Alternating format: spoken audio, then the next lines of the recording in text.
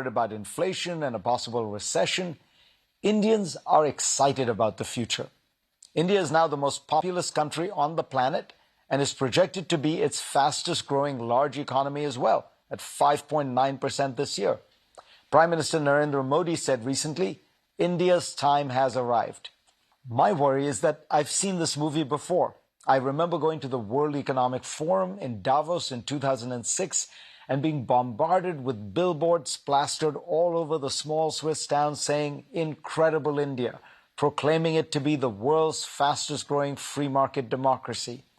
In fact, those years, India was growing even faster than now, at more than 9%. The Indian Trade Minister confidently predicted to me that the Indian economy would soon overtake China's.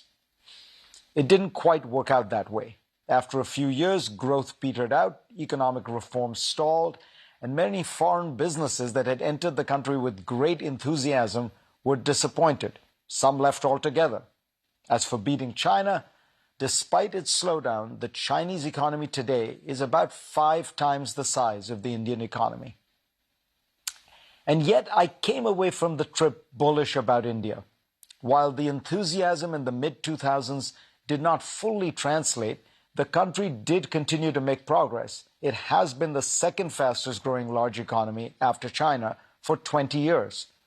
But in recent years, it has been able to accelerate growth because of a series of revolutions. The first was the Aadhaar revolution, giving every Indian a unique 12-digit ID that is verified by fingerprints or an iris scan. It sounds simple, but it is, in Nobel laureate Paul Romer's words, the most sophisticated ID program in the world. Today, 99.9% of adult Indians have a digital ID that can be used to verify instantly who they are and thus set up a bank account in minutes. Literally, I've seen this done. Or it can be used to transfer government payments to recipients directly and with little skimming or corruption.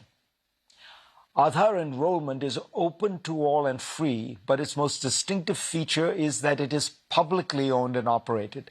Unlike in the West, where digital platforms like Google or Facebook are private monopolies that can share your data to make a profit. Entrepreneurs can even build businesses on Aadhaar, and when you use the platform, you don't pay those persistent fees that are ubiquitous in the West. The second is the geo-revolution. Mukesh Ambani, India's biggest and most ambitious business leader, made a staggering $46 billion bet that by offering very cheap phones and data packages, he could get most Indians on the internet. It worked. With most using smartphones as their computers, over 700 million Indians now use the internet. India's usage of data is larger than the next 2 countries, China and the United States, combined. The third is an infrastructure revolution, which is readily apparent to anyone visiting India. Spending on roads, airports, train stations, and other such projects has exploded. Government capital spending, CapEx, has risen 5-fold since fiscal year 2014. The average construction of national highways has roughly doubled, as have seaport capacity and the number of airports. Mumbai is finally building an extensive set of bridges, roads, tunnels, and metro lines that could truly connect all parts of India's leading economic center. These 3 revolutions could this time truly transform India, but they can do so best by helping in the country's greatest challenge, bringing in hundreds of millions of Indians who are still on the margins economically, socially, and politically. As of 2019, about 45% of Indians, more than 600 million people, live on less than $3.65 a day. Nandan Nilekani, the visionary architect of Aadhaar, describes how to create jobs in a novel bottom-up way. Rather than the Chinese-style top-down approach of building 100 new factories that employ tens of thousands of workers, he envisions using Aadhaar to get loans to the millions of small businesses scattered throughout the country.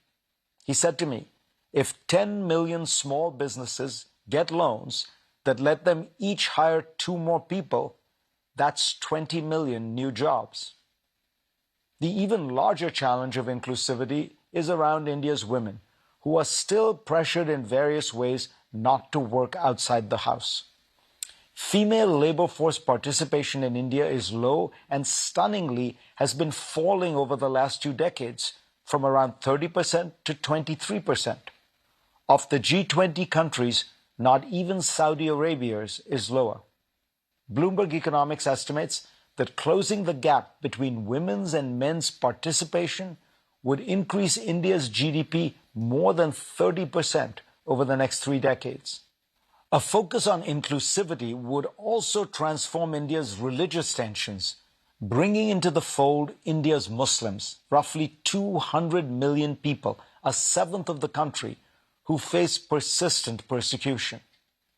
It would also be in character for a country that is open, pluralistic, and a democracy, where the majority of the population are Hindus, a religion almost defined by its pluralism and tolerance. India has the potential to be admired not just for the quantity of its growth, but also the quality of its values. And that would truly be an incredible India.